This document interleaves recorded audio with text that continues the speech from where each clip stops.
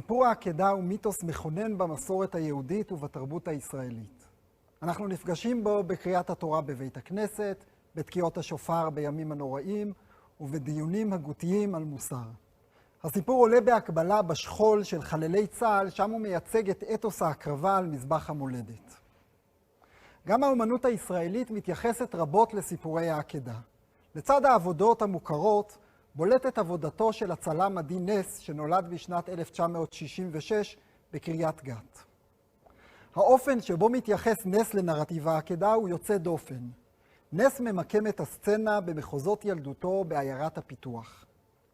הוא מציג מעין טקס סמלי ששולח הד לתיאורי הנפה והקרבה מהעבר הרחוק ומהתרבות הישראלית. בסדרת הנערים המפורסמת שלו מציג נס סצנה של הנפה, גבר מניף נער.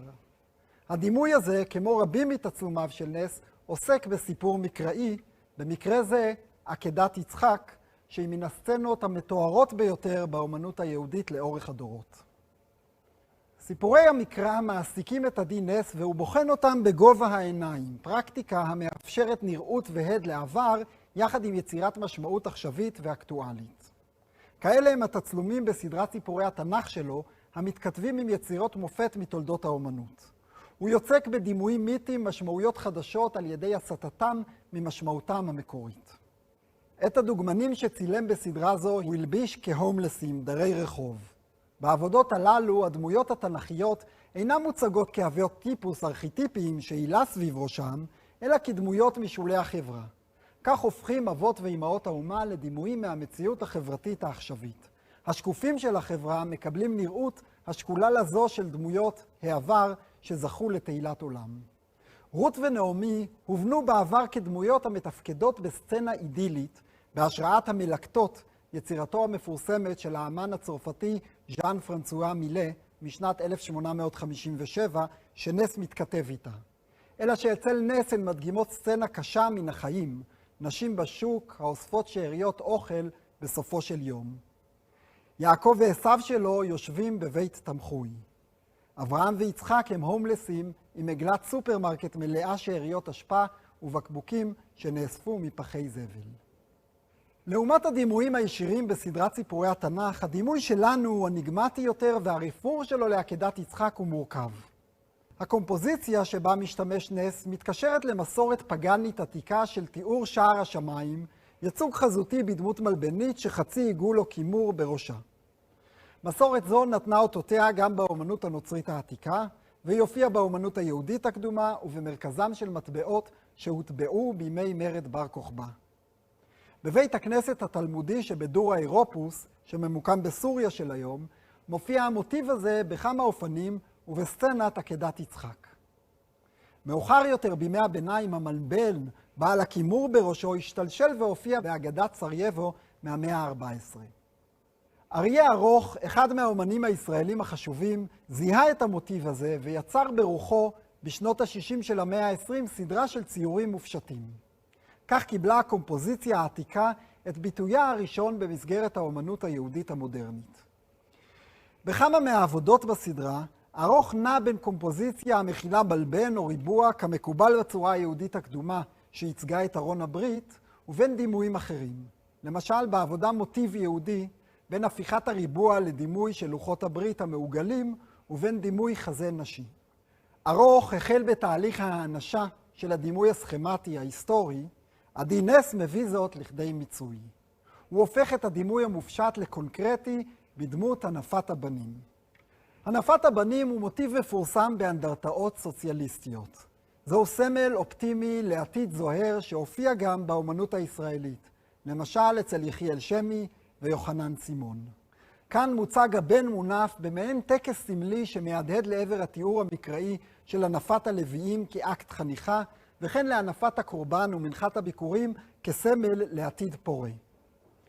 המשורר שין שלום, שלום יוסף שפירא, השתמש במטאפורת הנפת הבנים בפואמה שלו יום חדש. קום קח את הבן היונק משד אם, לאט הוא ילדו של מחר, והרם את גופו תנופה אל מול אש השקיעה.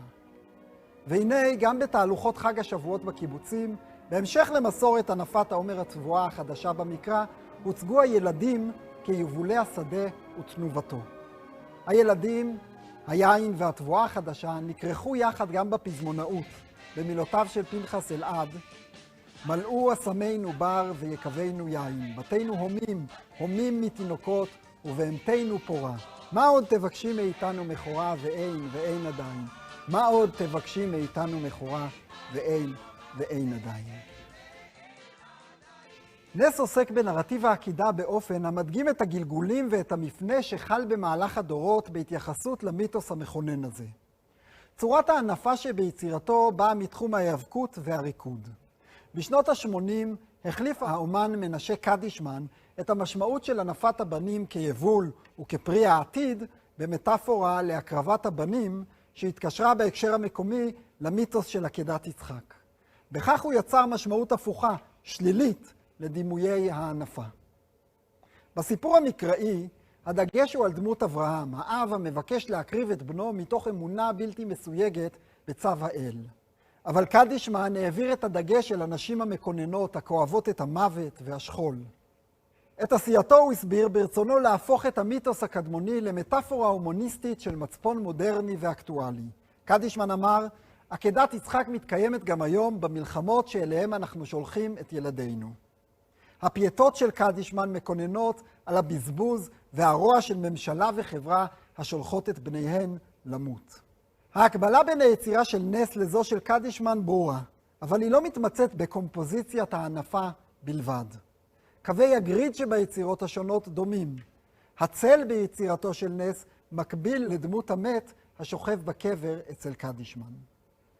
נושא ברית הדמים, קורבן ועקדה הופיע אצל נס גם בעבודתו המפורסמת ביותר שמתכתבת עם הסעודה האחרונה של ליאונרדו דה וינצ'י, וכן ביצירה אחרת המהדהדת לעבר ציורי מריה וישו ולעבר מעמד ברית המילה בתיאורי הווי החיים היהודי בעבר.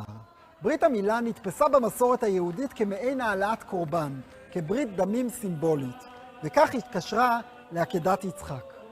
הקריאה המצמררת מספר יחזקאל, הנאמרת בטקס, יוצרת אף היא את הקשר שבין ברית המילה להעלאת קורבן אדם. ואראך מתבוססת בדמייך, ואומר לך בדמייך חיי, ואומר לך בדמייך חיי. אלא שנס בן עדות המזרח יצר את העבודה כחלק מסדרת הנערים שלו, הממוקמים במחוזות ילדותו בעיירת פיתוח. העברת האיקונוגרפיה מהם הנושאת את קורבנה בתנוחת צער, ייאוש ואובדן אצל קדישמן, לשני אחים אצל נס, מציעה לא רק ביקורת על מיתוס העקדה, אלא צועדת מעבר לכך ומעקרת את הבסיס ההיררכי והפטריארכלי של המיתוס. נס כמו אומר, מיתוס של עקדה לא יכול להתקיים בין שני אחים. נס הוא האומן הראשון שאפשר לקשר בין יצירתו לשאלת מקורו האשכנזי של מיתוס העקדה על גלגולי הישראלים. המסורת האשכנזית ראתה בעקדה מעשה טיפולוגי, קריאת כיוון מוסרית שעל פי הנדרש היהודי להקריב את עצמו בכל דור ודור. תפיסה זו התפתחה בקרב קהילות אשכנז בתקופת מסעות הצלב, ונתנה לגיטימציה להורים לשחוט את ילדיהם כאקט של קידוש השם. בניגוד לכך, המסורת של יהודי ארצות האסלאם מעולם לא ראתה בעקדה קריאה להקרבה הנדרשת מן היהודי בכל דור ודור, אלא אך ורק מעשה מקראי סימבולי שאין בו משום דרישה קונקרטית להקרבה. מעניין לשוב אל סיפור העקדה אחרי שמתבוננים בעבודתו של נס. המבט שהוא מציע למיתוס המכונן מאיר אותו אחרת, משיב אותו להיות דימוי.